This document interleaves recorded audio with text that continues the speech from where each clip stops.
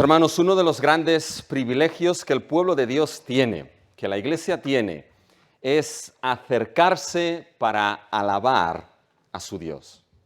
Y es más, no solamente es un privilegio, sino que en las Escrituras nos damos cuenta de que en más de una ocasión el pueblo de Dios es llamado a presentarse delante de su Dios para alabarle y darle gloria, honra y alabanza solamente a Él.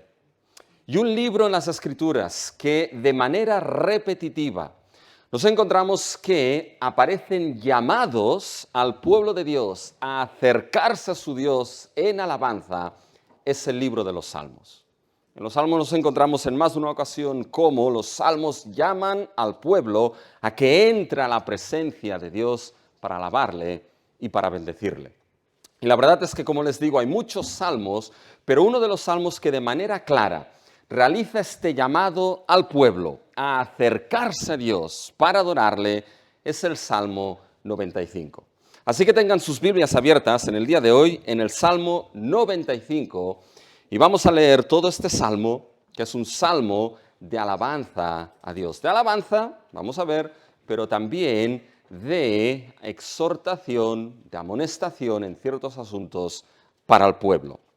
Fíjense, Salmo 95, empezando en el versículo 1, la Escritura dice lo siguiente: Venid, aclamemos alegremente a Jehová, cantemos con júbilo la roca de nuestra salvación.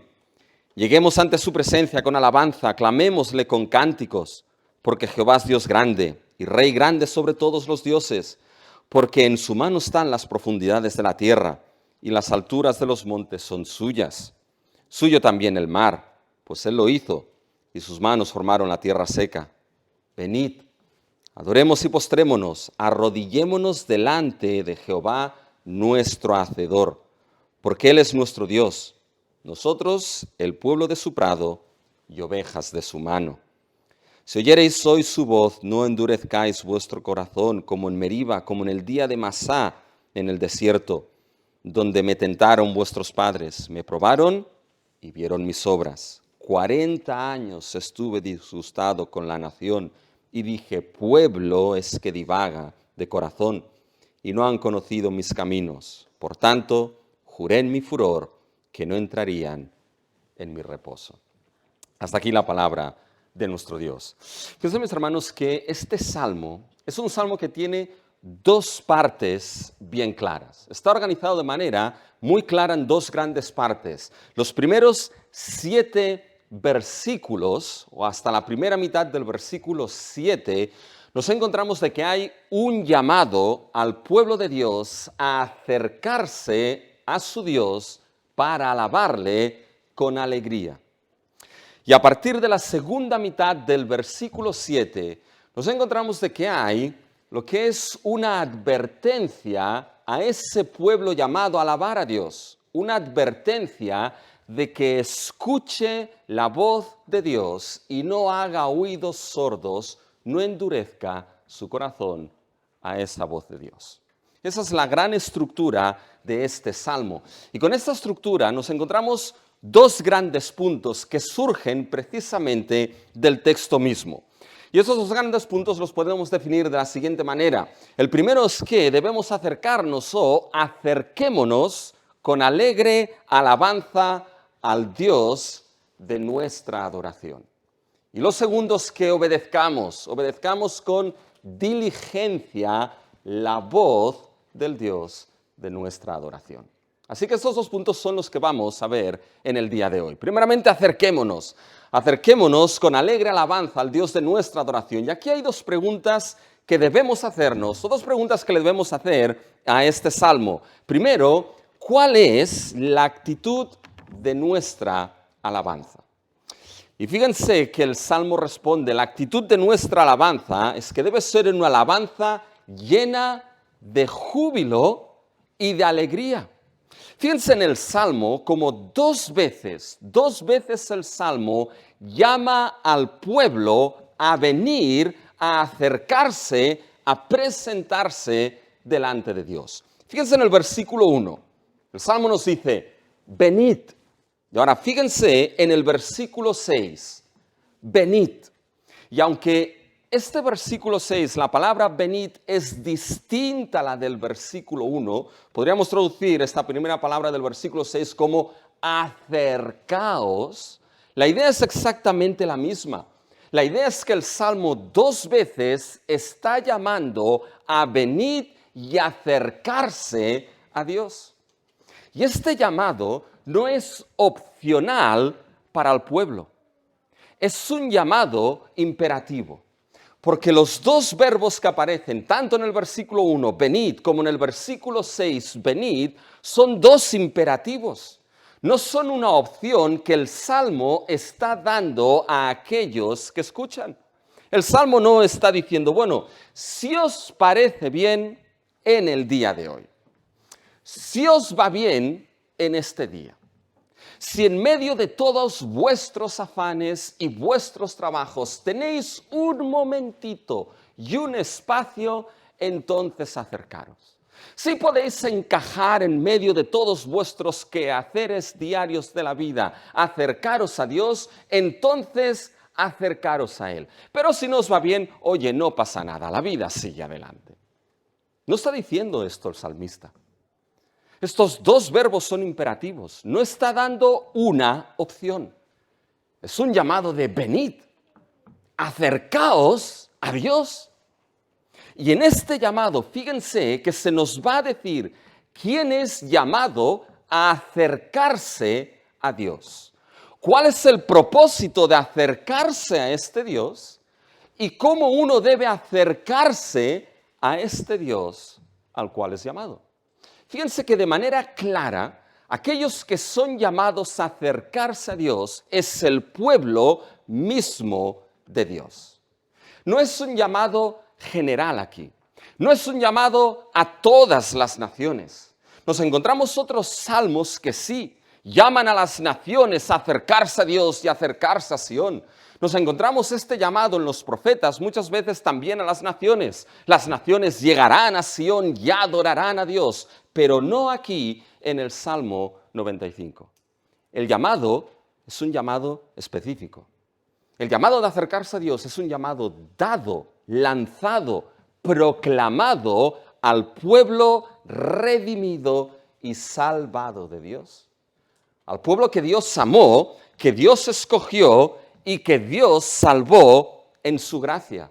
Aquí en el Salmo evidentemente se refiere a lo que es al pueblo de Israel como el pueblo de Dios bajo el antiguo pacto. Y tenemos claro que es un llamado al pueblo redimido, porque si se dan cuenta se nos describe un poquito este pueblo. Fíjense en el versículo 7. Porque Él es nuestro Dios, nosotros el pueblo de su prado y ovejas de su mano. Vamos a hablar más adelante de este versículo. Pero fíjense que el llamado está describiendo un pueblo muy específico, al pueblo que es el pueblo del prado de Dios, las ovejas de la mano de Dios, el pueblo que Dios salvó. Por tanto, eso es importante. El llamado a acercarse a Dios para alabarle, mis hermanos, es un llamado congregacional aquí. La alabanza no solamente es una alabanza individual. Sí, por supuesto, tú puedes estar en tu casa, entrar en tu aposento, cerrar la puerta y presentarte delante de tu Padre y alabar a Dios. Claro que sí. Pero algo que debemos entender es que el llamado de acercarse a Dios es un llamado congregacional. Es todo el pueblo redimido que es llamado. Y saben, no es llamado por el pastor. Yo estoy seguro que el pastor no les ha llamado durante la semana para que vengan el domingo. Es un llamado primeramente que proviene de Dios mismo, que proviene de su palabra, llamando a sus ovejas a acercarse delante de su faz, delante de su presencia, no en cualquier sitio. Fíjense lo que nos dice el Salmo en el versículo 2. Lleguemos ante su presencia con alabanza. Fíjense ahora lo que se nos dice en el versículo 6. Venid, adoremos y postrémonos, arrodillémonos delante de Jehová, nuestro Hacedor. ¿Ven esa pequeña palabra, delante? Esta pequeña palabra, mis hermanos, en hebreo proviene de la palabra faz, de la palabra rostro, de la palabra cara. Lo que literalmente se está diciendo es: venid delante de la faz de vuestro Dios, delante de la presencia misma de aquel que es vuestro Dios. Esto es lo que ha hecho que algunos son, en su gran mayoría, aquellos que interpretan cuándo este salmo pudo ser escrito o cuál era el propósito de este salmo, el hecho de acercarse delante de la faz de Dios, de la presencia de Dios. Parece ser que era un salmo el cual era entonado por la congregación, la asamblea de Israel, cuando se presentaban en el templo, que el templo era el lugar donde la presencia de Dios moraba. Y se presentaban en el lugar donde esa misma presencia de Dios moraba y se presentaban delante de Él. ¿Pero para qué? ¿Para qué uno se presenta delante de Dios? ¿Para qué el pueblo es llamado a presentarse delante de Dios? Y fíjense que el propósito es claro. Es más, ya se ha dicho en este culto el propósito. Y fíjense que el Salmo es clarísimo de que el propósito es presentarse delante de Dios para alabarle. Fíjense en los versículos 1 y 2. Se los voy a leer un poquito más literal al original de cómo está traducido en la Reina Valera. Más que nada para que capten el énfasis del propósito de esos dos versículos. Fíjense, el versículo 1 y 2 se entenderían así: venid con el propósito de que aclamemos alegremente a Jehová, con el propósito de que cantemos con júbilo a la roca de nuestra salvación, con el propósito de que lleguemos ante su presencia con alabanza y le aclamemos con cánticos. Así es como suenan más literal los dos primeros versículos. ¿Cuál es el propósito de acercarse a Dios?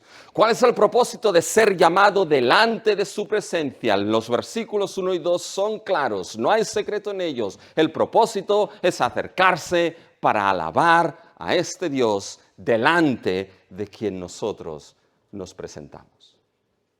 Ahora bien, hay una actitud de esa alabanza. Hay una manera en cómo esa alabanza tiene que ser hecha. Y fíjense que aquí los versículos utilizan diferentes tipos de verbos, pero todos ellos tienen algo en común. Y lo que hay en común, mis hermanos, en esos verbos, en el versículo 1 y 2, es que todos ellos tienen notas de alegría, notas de júbilo, notas de gozo.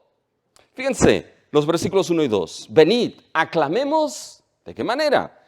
Alegremente a Jehová. Cantemos, ¿de qué manera? Cantemos con júbilo a la roca de nuestra salvación. Lleguemos ante su presencia con alabanza, clamémosle con cánticos. Mis hermanos, esos verbos aquí, aunque son distintos, tienen un común denominador todos ellos. Y es el común denominador de la alegría, del gozo, del júbilo. Es más, esos verbos tienen una connotación de gritar de alegría, gritar de júbilo en la alabanza. Yo recuerdo que en Navidad tuvimos la fiesta de los niños. Los niños cantaron ahí, estoy seguro que aquí también cantan. Pero hubo algo que me llamó la atención en esa fiesta de los niños en Navidad. Y es que hubo un niño, que creo que este va para predicador, que cogió el micro, y no lo soltaba, no lo soltaba. Cogió el micro y en una de las canciones se empezó a gritar: ¡Jesús es nuestro Salvador! Unos gritos que yo estoy seguro que el vecino siempre nos escucha, por eso se queja. Pero el vecino seguro ahí que los escuchó de una manera clarísima: ¡Jesús el Salvador! Mis hermanos, es eso a lo que el Salmo se refiere. A ver, para que después el pastor no me diga nada. No vengan el domingo que viene gritando en las alabanzas, porque hay gritos y gritos. ¿Ya? Hay gritos que son totalmente irreverentes y no que tienen que estar, pero la idea, mis hermanos, es que la alabanza delante de Dios tiene que ser una alabanza, mis hermanos, que esté llena de gozo, de júbilo y de alegría, porque el pueblo de Dios es llamado delante del Dios de su alabanza y de su adoración, mis hermanos. ¿Saben lo que significaba esto para Israel?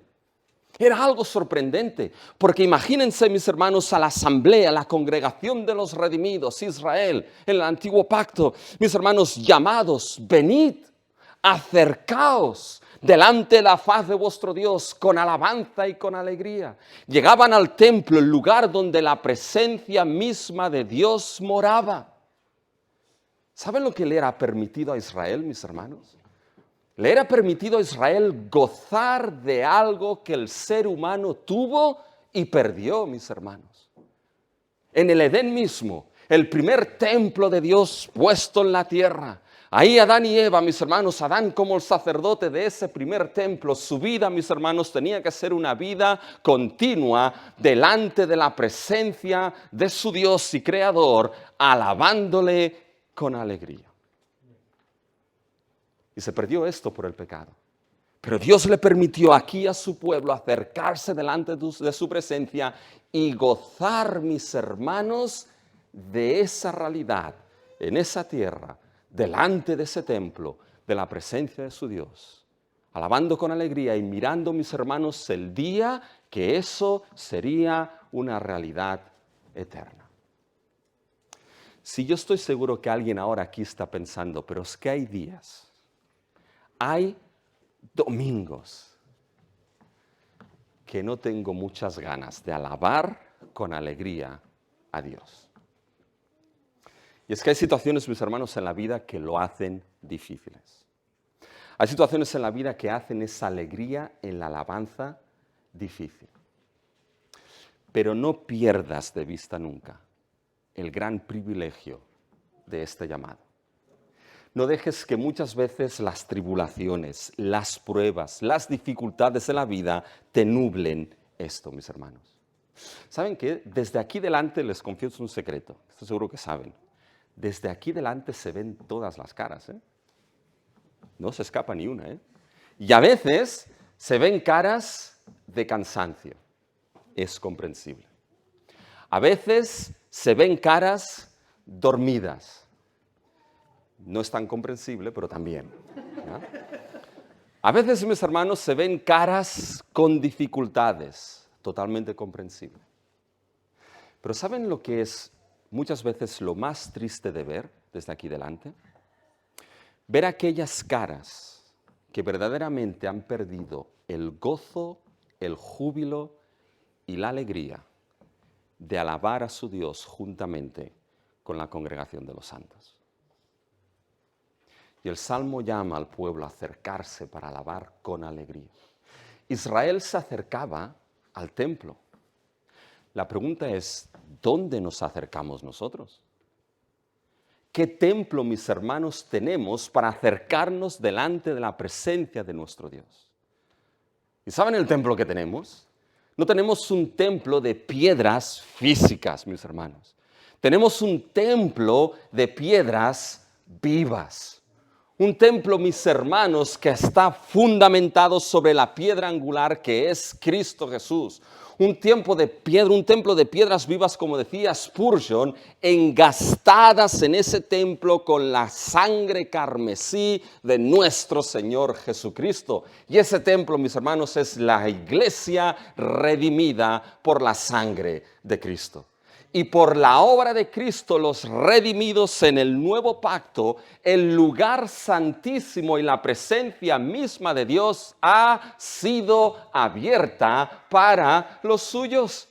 Fíjense lo que Hebreos nos dice, Hebreos 10, 19, 22. Así que, hermanos, teniendo libertad para entrar en el lugar santísimo por la sangre de Jesucristo, por el camino nuevo y vivo que Él abrió a través del velo, esto es de su carne, y teniendo un gran sacerdote sobre la casa de Dios, ¿Qué es lo que dice el autor de Hebreos?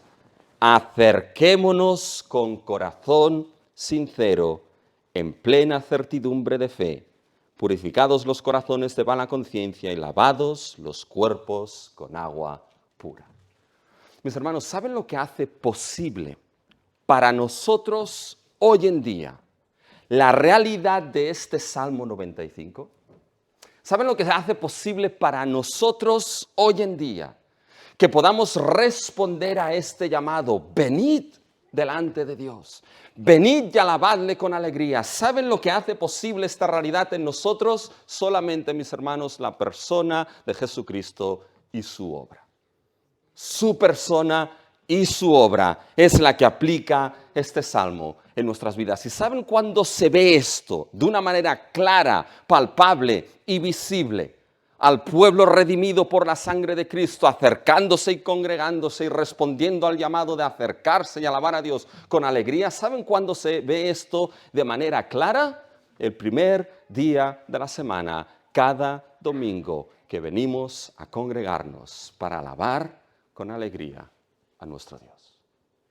Por tanto, es un llamado claro, pero un llamado, mis hermanos, precioso. Ahora, la siguiente pregunta es, ¿por qué acercarnos con alegría, con alegre alabanza? ¿Por qué acercarnos con alegre alabanza a Dios? Y el Salmo responde, hay dos motivos claros. Fíjense, el primero es porque Él es el único Dios y creador de todo. Fíjense que ahora a esos llamados venid, el autor del Salmo nos va a dar la razón o la causa para venir y alabarle. Fíjense en el versículo 1, tenemos el venid, y ahora fíjense en el versículo 3, hay un porqué. Esa es la primera causa o la primera razón para presentarse delante de Dios con alegre alabanza. Fíjense el versículo 6, el siguiente llamado, venid. Ahora miren el versículo 7, hay otro porqué. Esta es la segunda razón o causa para presentarnos en alabanza alegre delante de Dios. Y la primera razón, el primer porqué para venir con alegre alabanza delante de Dios es porque Dios es el único Dios y el único creador que hay. Fíjense el versículo 3, en la primera razón. Es un principio general aquí. Si le preguntamos a los versículos 1 y 2, ¿por qué venid? ¿Por qué llegar en alabanza a Dios? El versículo 3 responde, porque Jehová es Dios grande y Rey grande sobre todos los dioses. Esta es la razón. Y fíjense que en este versículo 3 hay una palabra que se repite dos veces. Una palabra que la repetición, y entiéndanme, supuestamente parece innecesaria la repetición. Cuando uno escribe este versículo en el Word, los que saben de Word, ¿no? Con el Office, ¿no? ¿Saben lo que el Word le dice? Bueno, le subraya ese versículo con un color azul. Y cuando aprietas, ¿saben lo que hace? Cambia y te saca una palabra, dice, porque hay una repetición innecesaria. Hay una repetición que sobre aquí. ¿Saben cuál es la repetición? Fíjense que dos veces se menciona la palabra grande. Fíjense el versículo 3. Porque Jehová es Dios grande y Rey grande sobre todos los dioses. Ahora bien, el Word puede decir lo que quiera, mis hermanos. Pero la Biblia es inspirada. Y si Dios ha puesto dos veces la palabra grande, por una razón será. Porque esa repetición, mis hermanos, es enfática. Pero el énfasis, ¿saben dónde recae? Repitiendo esta palabra dos veces, es Dios grande y Rey grande. El énfasis recae, mis hermanos, en determinar a Dios. Es decir, la idea es la siguiente, porque Jehová es el Dios grande, porque es el Rey grande sobre todos los dioses. Es decir, no es un Dios grande en relación a otros dioses, no, es el Dios grande, es el Rey grande. No hay otro como Él. Esta es la cuestión. Mis hermanos, lo que está diciendo aquí el texto es que Dios es el Dios grande y majestuoso, es el Rey soberano y no hay otro como Él. Y el punto aquí no solamente es enfatizar la majestad de Dios, es enfatizar algo que se llama, mis hermanos, la singularidad de Dios, de que Dios es único. ¿Y cómo sabemos que este es el énfasis del texto? Porque esta palabra repetida 2 veces, grande, en el Antiguo Testamento muchas veces cuando está puesta conjuntamente con la idea de otros dioses, tiene la idea de comparación. Dios es el único Dios, el único Rey en comparación a todos los otros dioses. Y fíjense cómo aquí aparece en el versículo 3 esa palabra en relación a otros dioses. Porque Jehová es Dios, el Dios grande y el Rey grande sobre todos los dioses. Por tanto, no solamente aplica la majestuosidad de Dios, sino la realidad de que Dios es único, de que no hay otro como Él, de que es lo que se llama, mis hermanos, singular, la singularidad de Dios. Es decir, Dios en su ser y en su esencia es único. Y por lo tanto, si en su ser y en su esencia es único, en número es único. No hay otro como Él. El resto, llámale lo que tú quieras, llámale dioses y lo que tú quieras, pero no son dioses en absoluto. Son ídolos. Porque de Dios único, vivo y verdadero, solo hay uno, mis hermanos. Y esto de cierta manera da la razón por qué entonces debemos acercarnos con alegría a alabar a Dios. Piensa en lo siguiente, delante de qué Dios nos acercaremos. Delante de que Dios vendremos con alegría, con alabanza y con adoración si solamente hay un único Dios grande, majestuoso y sublime. Por tanto, es el único Dios en relación a todos los dioses que este mundo pueda crearse, a todos los dioses que puedas tú crearte. Solamente hay un Dios. La pregunta aquí es, ¿cuál es este único Dios? Porque salimos por esta puerta y le preguntamos a la gente y vamos a tener una pupurri posmodernista impresionante. Pero fíjense que el texto responde, mis hermanos. Todas las preguntas que les hago están en la Biblia, ¿eh? Por tanto, no cierren sus Biblias. Fíjense, mis hermanos, que es el Dios único, el Rey único, porque Él es creador. Fíjense ahora los versículos 4 y 5. ¿Saben lo que son los versículos 4 y 5? Son la exposición, la explicación de este Dios grande y de este Rey grande. Y fíjense, es el único Dios y el único Rey, versículos 4 y 5, nos lo explican, exponen a ese Dios. Porque en su mano están las profundidades de la tierra y las alturas de los montes son suyas. Suyo también el mar, pues Él lo hizo y sus manos formaron la tierra seca. ¿Se dan cuenta? Esos versículos podrían resumirse en una sola palabra, y es la palabra creador. ¿Por qué Dios es el único Dios? ¿Por qué es el Dios y Rey grande? Porque Él es creador de todo, y repito, de todo.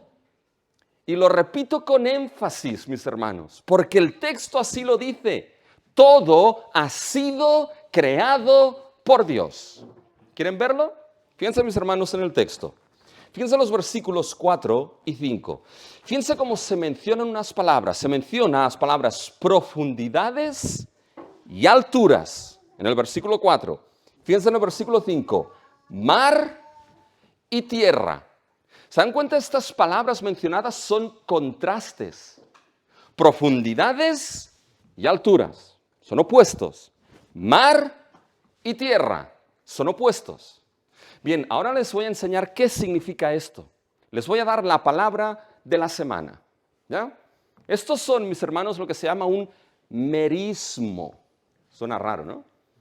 Bueno, pero queda muy bien, se lo dicen por ahí. Oye, ¿sabes lo que es un merismo? Entonces, no sé. Merismo, mis hermanos. ¿Qué son un merismo? Un merismo son dos palabras que son opuestas, pero que cuando se ponen de manera conjunta nos dan un sentido de totalidad. El primer merismo nos lo encontramos en el principio de la Biblia. En el principio creó Dios los cielos y la tierra. Es decir, Dios lo creó todo en su plenitud, mis hermanos. Fíjense otro merismo importante. Fíjense a nivel de ejemplo, el Salmo 139, versículo 1. Fíjense los merismos que hay ahí. Oh Jehová, tú me has examinado y conocido. Tú has conocido mi sentarme y mi levantarme. Por tanto, ahora que están sentados, Dios los conoce. Cuando se levantan, Dios los conoce. Ahora, entre medio, ahí algo se le escapa a Dios. ¿Es eso? No, mis hermanos. Sentar y levantar es que Dios conoce todo de tu vida. Desde que te sientas, te levantas y todo lo que hay en medio es conocido y expuesto delante del Dios que es omnisciente y todas las cosas lo sabe. Por tanto, Él es el creador de las profundidades y de las alturas, del mar y de la tierra. Fíjense esos merismos. Hay un merismo vertical, profundidades y alturas. Y hay un merismo horizontal, mar y tierra. Mis hermanos, todo ha sido creado por las manos de Dios. Incluso en la parte más profunda de la tierra, dicen que hay una fosa, la fosa de las Marianas en el Pacífico, donde hay un lugar que se llama el Abismo de Challenger, que dice que es el lugar más profundo de la tierra, a 11.000 metros debajo del nivel del mar. Pues bien, eso lo ha creado Dios y está en sus manos. Las alturas, mis hermanos, del Monte Everest, a sus 8.849 metros, mis hermanos, Dios lo ha creado y conoce todo lo que está en las alturas de ese monte. Los 7 océanos, mis hermanos, vastos con todos sus animales y criaturas, son creados por Dios y Dios los sustenta. Y las estepas de la tierra, las estepas, mis hermanos, de Siberia, todo con sus criaturas y animales han sido creados por Dios y Dios, mis hermanos, los sustenta. Esto es lo que hace que Dios sea el único Dios verdadero. Fíjense lo que dice Isaías. Isaías 45, 18. Escuchen bien. Porque así dijo Jehová que creó los cielos. Él es Dios, el que formó la tierra y el que la hizo y la compuso. No la creó en vano, para que fuese habitada la creó. Es creador. Ahora fíjense cómo termina el texto. Yo soy Jehová y no hay otro. El Dios verdadero y único, al cual estamos llamados a adorar, es el Dios que ha creado todas las cosas. Es el creador. Pero mis hermanos, no solamente es el creador, es el rey. Porque fíjense en estos versículos, no solamente habla de creador, sino que fíjense, todo está en las manos de Dios. Es el versículo 4, porque en su mano están las profundidades de la tierra y las alturas de los montes son suyas. Suyo también el mar, pues Él lo hizo. ¿Se dan cuenta? No solamente lo ha creado todo, sino que en su mano está todo lo que Él ha creado, mis hermanos. En su mano le pertenecen todas las cosas y todo lo gobierna. Y es que debemos entender que ligado a la doctrina de la creación, de Dios como creador, inseparablemente se desliga la doctrina de que Dios es rey. Rey y soberano de todo lo que Él ha creado. Piensen en Génesis 1. Cuando se nos dice en el principio creó Dios los cielos y la tierra, y el versículo 2, y ahí hay un gran debate y cosas de esas que a veces uno se lían cosas que no hace falta. Dice, la tierra estaba desordenada y vacía, mis hermanos, era un caos. Pero el Espíritu de Dios se movía. Y Dios con el poder de su palabra creó todas las cosas. Y cuando creó, ¿saben lo que entró en realidad en la creación, mis hermanos? entró el orden que Dios estableció, el reino que Dios estableció, el gobierno que Dios estableció sobre todo lo creado. Y cuando Dios terminó de crear, ¿qué es lo que hizo Dios, mis hermanos? Dios descansó. Y eso es importante en aquella cultura, en aquel tiempo, no la nuestra. Tenemos que coger la máquina del tiempo e ir a aquella cultura. Pero en aquella cultura del Antiguo y Medio Oriente, mis hermanos, tenían la visión de que las divinidades paganas, una vez lo habían creado todo, descansaban triunfantes. Habían vencido el caos y descansaban. Bueno, esto, mis hermanos, es lo que hizo Dios. Con la gran diferencia de que Él es el único creador. Con el poder de su palabra lo creó todo. Venció el caos y estableció su reino. Y cuando Dios descansó, ¿saben cuál es la imagen ahí? El cosmos, mis hermanos, se convirtió en el templo del soberano Rey. Y el cielo se convirtió en el trono de Dios y la tierra en el estrado de sus pies. Y mis hermanos, Dios es creador y porque es creador, es Rey de todo. Y Rey sobre todos los ídolos que hay. Hagan una cosa, cojan las sandalias del salmista. En aquel tiempo no usaban zapatos. Pónganse en las sandalias del salmista. En las sandalias de aquella cultura. Piensen en los dioses de aquellos tiempos. Los ídolos de aquellos tiempos paganos. ¿Saben cuáles eran esos ídolos y esos dioses? Todos ellos estaban asociados con fenómenos naturales. Baal, mis hermanos, el dios de las tormentas y de la fertilidad, que cuando se liaba con acera daba fertilidad a la tierra, mis hermanos. Piensen, mis hermanos, en Egipto, el sol, el dios Ra, que gobierna Egipto. Piensen en el Nilo, el dios de la fertilidad, que cuando se desborda hace crecer los campos del arroz para hacer buenas paellas. Ra, el sol, el Nilo, las tormentas. Aquí viene el salmista y dice, pues ¿saben qué? Todo esto lo ha creado Dios. Y Dios tiene estas cosas en sus manos. Y Él es Rey, soberano y gobernador de todo, mis hermanos. Y este es el Dios al cual alabamos. Cualquier otro Dios creado por ti o por este mundo, mis hermanos, es simplemente un ídolo y no es el Dios verdadero. Pero ¿saben esto para la alabanza nuestra es vital?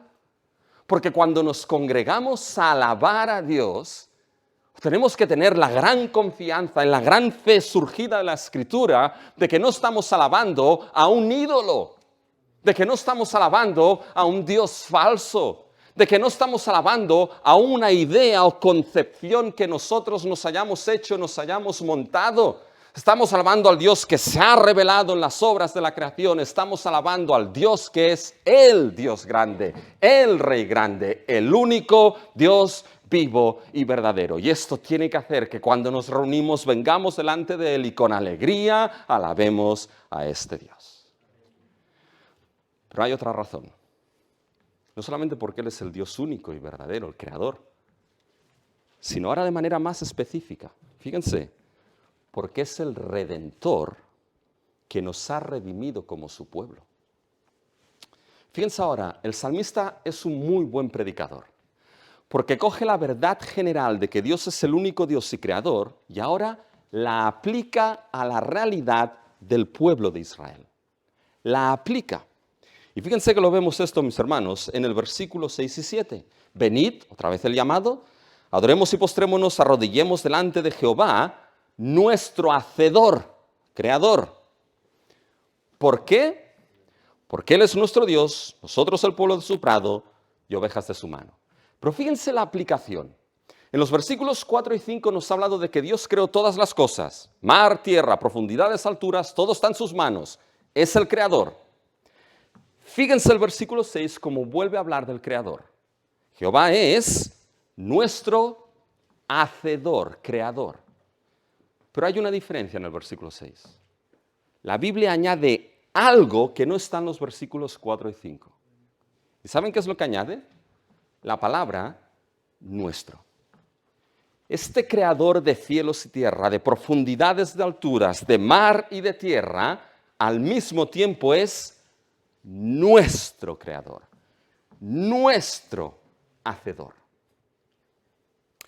Y aquí, mis hermanos, para Israel, ¿en qué sentido era su hacedor y su creador? No solamente en el sentido de que ha creado, como creó al ser humano, a imagen y semejanza. No es la idea aquí. La idea es que es su hacedor en el sentido de que es su redentor, su salvador. ¿Y cómo sabemos esto? Por lo que dice el versículo 7. Es el versículo 7. Porque Él es nuestro Dios, nosotros el pueblo de su prado y ovejas de su mano. ¿Ven este lenguaje? Pueblo de su prado, ovejas de su mano. Lo que hay detrás de este lenguaje, se lo voy a intentar demostrar, es lenguaje del Éxodo. El Éxodo es el trasfondo de este versículo 7. Y fíjense, vemos el Éxodo detrás de este versículo 7 en dos cosas. Primero dice, porque Él es nuestro Dios y nosotros el pueblo de su prado, ovejas de su mano. Él es nuestro Dios, nosotros somos su pueblo. Está hablando de una relación mutua, de mutua pertenencia, mis hermanos. Y esto a los hermanos que vienen al seminario, ahora les haría la pregunta, pero no se la voy a hacer, porque ya sé que la saben, ¿ya? Pero esto, mis hermanos, suena como algo que se llama la fórmula del pacto. Que la fórmula del pacto es aquella fórmula que encontramos a lo largo del Antiguo Testamento que dice que Dios es nuestro Dios y nosotros somos su pueblo. Esto ya aparece en Génesis 17, pero sobre todo esta fórmula del pacto la encontramos en el libro de Deuteronomio. Y es una fórmula, mis hermanos, que dice que Dios es el Dios de su pueblo y el pueblo le pertenece a su Dios, sobre todo a raíz del Éxodo, de la redención. Mis hermanos, cuando Dios redimió a su pueblo, ¿saben lo que hizo? Lo redimió de Egipto, lo llevó al monte Sinaí y ahí el creador de todo creó a su pueblo, Israel en el antiguo pacto, como el pueblo del pacto. Lo creó como el pueblo del pacto. Lo creó, mis hermanos, por redención. Y allí en esa relación de pacto que viene por redención, mis hermanos, es cuando aparece esta fórmula, ahora yo soy vuestro Dios y vosotros, redimidos, sois mi pueblo. Precioso, ¿eh? Pero fíjense que no dice exactamente esto. Fíjense que utiliza lenguaje pastoril. Porque describe al pueblo como ¿qué? Como ovejas. Y esto, mis hermanos, es clave porque esto sí que lo encontramos en el Éxodo. Cuando Dios redimió a su pueblo y lo creó como el pueblo del pacto, yo soy vuestro Dios y vosotros sois mi pueblo, en el Éxodo, en el desierto, mis hermanos, ahí es donde crece la revelación de Dios como, ¿saben como quién? Como pastor de su pueblo. Dios pastoreó a su pueblo redimido en el desierto, lo guió, lo sustentó, lo defendió, lo protegió hasta llegar los que llegaron a la tierra prometida, mis hermanos.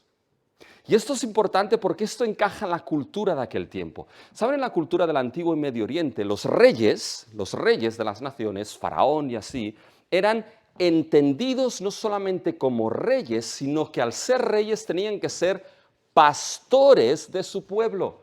Tenían que defender al pueblo, tenían que pastorear al pueblo, tenían que nutrir al pueblo, mis hermanos.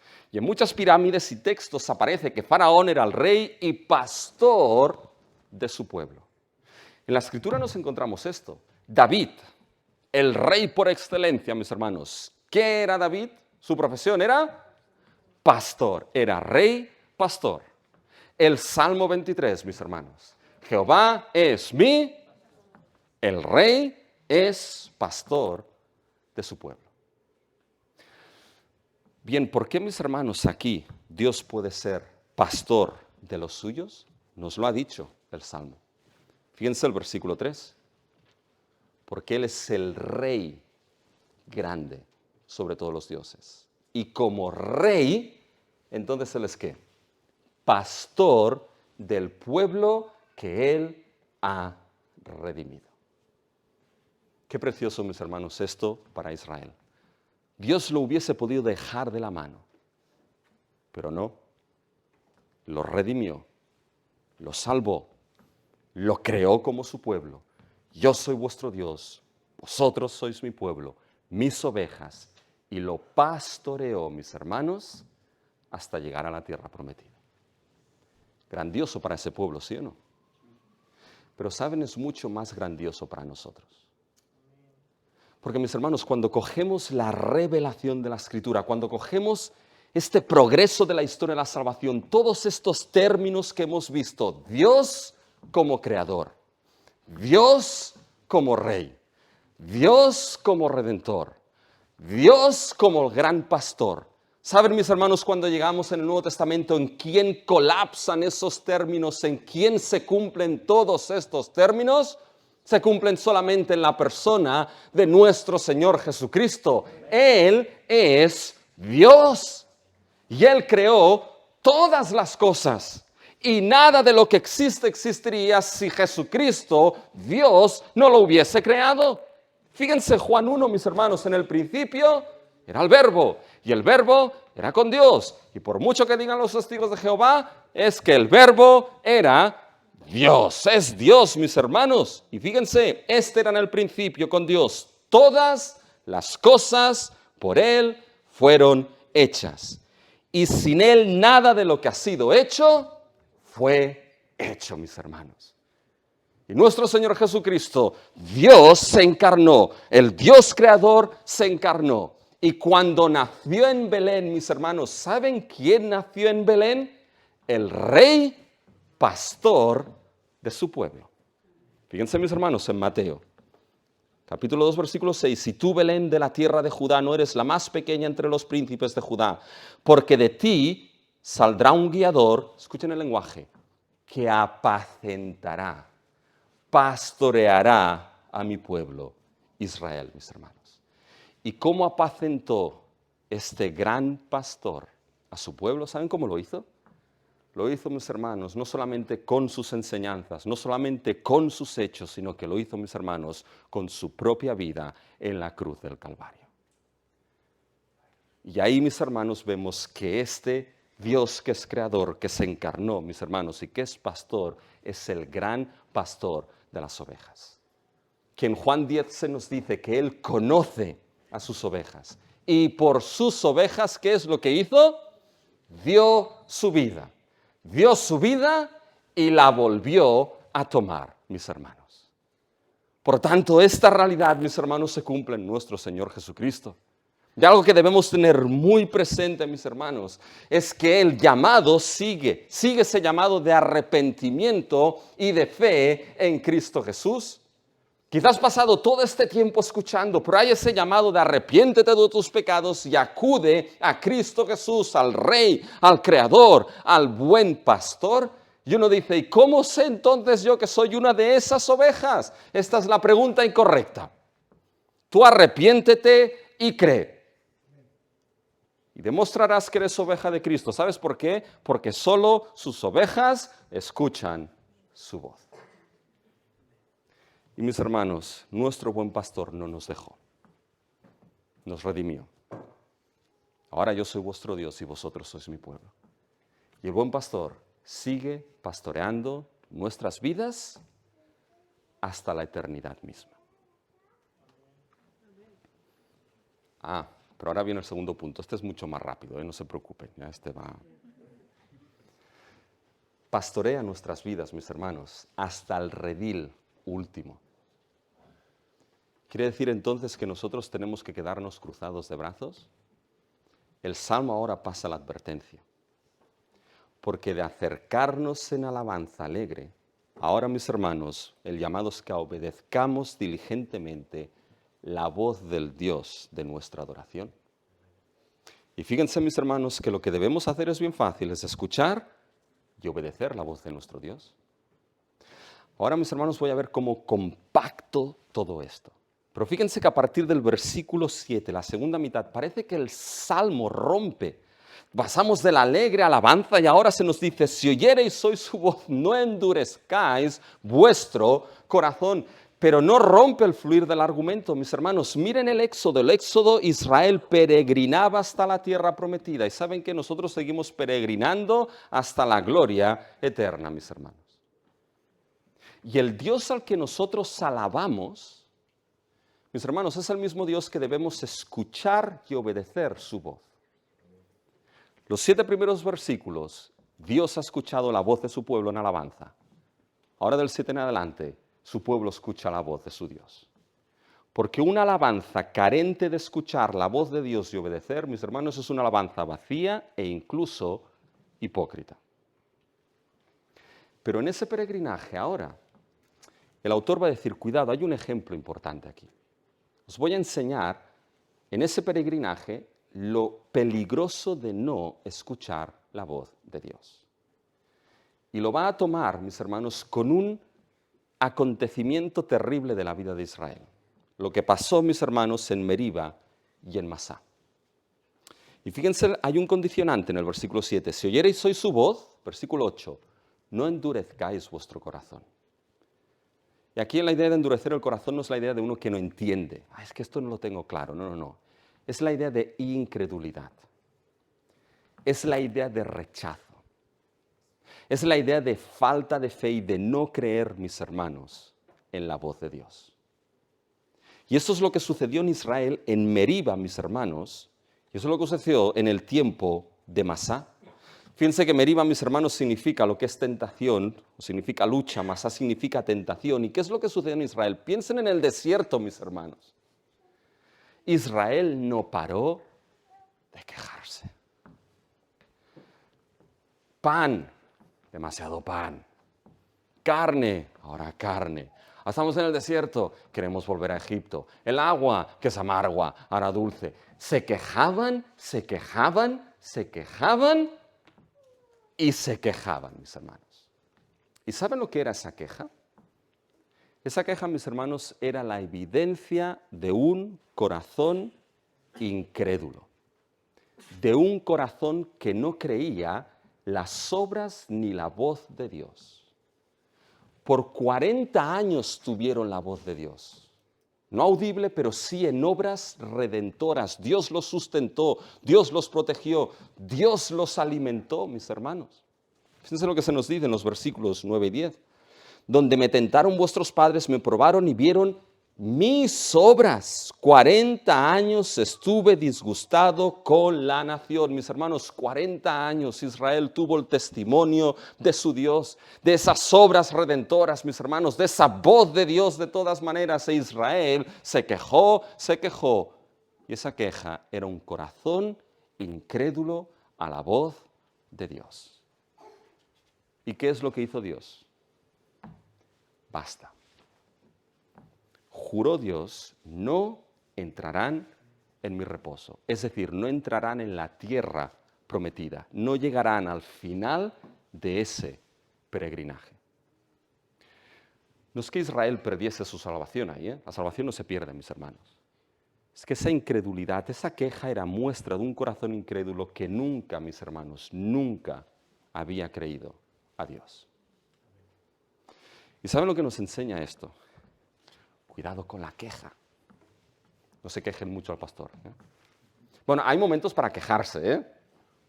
Hay quejas que mejor ni escucharlas. Pero hay quejas, cuidado, que pueden ser la evidencia de un corazón que no cree. Quizás has podido pasar tiempo en la iglesia, escuchando del Evangelio de Cristo, de las obras redentoras de Dios en la cruz, en la resurrección, en la ascensión, de las maravillosas obras de la salvación a lo largo de toda la Escritura. Puedes haber escuchado esto y tu corazón quejarse, no creo en esto, esto es un mito, esto es una fantasía, día tras día, día tras día. Esa queja puede ser una señal de que tu corazón es duro e incrédulo a la voz de Dios. ¿Saben? Spurgeon dijo algo muy inteligente, era muy inteligente ese hombre, ¿no? Pero dijo, no podemos ablandar nuestros corazones, pero sí podemos endurecerlos. Y eso es fatal. No puedes cambiar tu corazón de piedra en carne, pero sí lo puedes cambiar de granito a mármol. Y quizá uno dirá, bueno, Rubén, esto fue para Israel. Para la Iglesia del Nuevo Pacto nada tiene que ver. ¿Seguro? Si nos preguntamos por qué debemos hacer esto y escuchar la voz de Dios en nuestro peregrinaje, ¿saben por qué es? Porque todavía no hemos llegado al reposo final. Y hay un patrón aquí.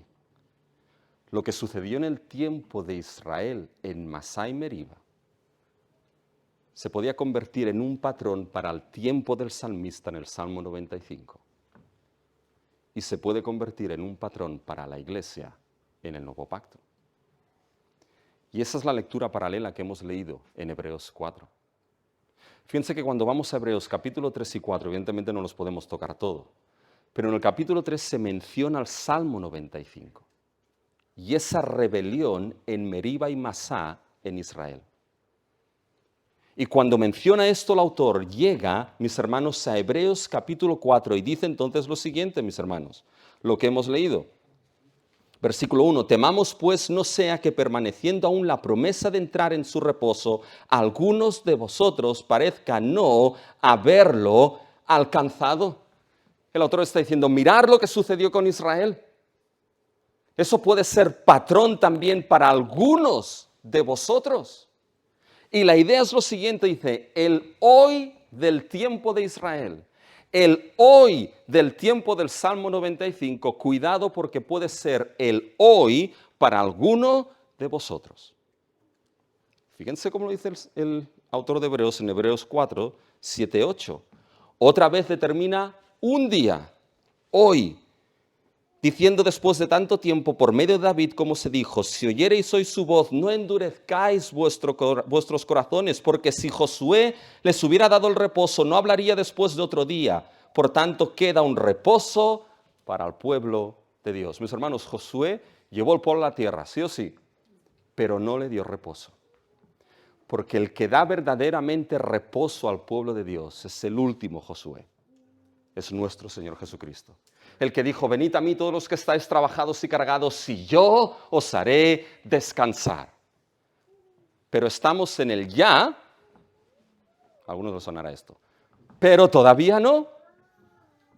Y el reposo último todavía no hemos entrado. Y en ese peregrinaje, mis hermanos, escuchar la voz del Dios que alabamos y obedecer la voz del Dios que alabamos es evidencia, mis hermanos, de que estamos en el camino correcto hacia el reposo final. Mientras que la queja continua a lo que Dios hace y a sus obras redentoras puede ser evidencia de que nunca has estado en este camino.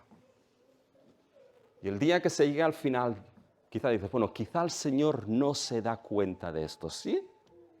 Ahí es donde encaja este texto que todos conocemos, porque la palabra de Dios es viva y eficaz, y más cortante que toda espada de dos filos, y penetra hasta partir el alma y el espíritu, las coyunturas y los tuétanos, y discierne los pensamientos y las intenciones del corazón. Y llegará el día que todo quedará abierto delante de aquel al cual tenemos que pasar cuentas.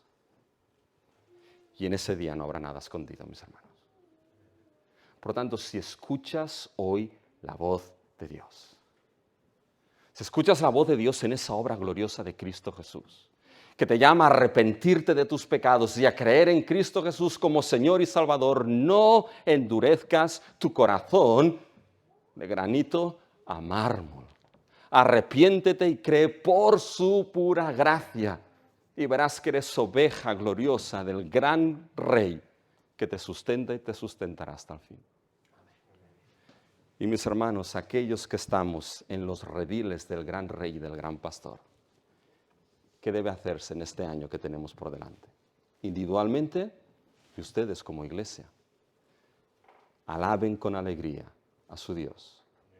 Escuchen la voz de su Dios. No dejen que la pereza espiritual anide en sus corazones. Crezcan en escuchar la voz de su Dios. Vamos a cantar en alabanza y en adoración. Nuestro Dios y nuestro Padre Celestial, gracias queremos darte, Padre, por tu palabra, viva, perfecta, eficaz. Oh Dios nuestro, lo único que queremos pedirte es lo que hemos pedido al principio.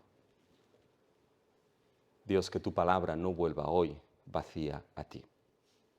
Haz lo que tú tengas determinado, para que solamente tú, solo tú, recibas la gloria, la honra y la alabanza. En el nombre de Cristo Jesús. Amén.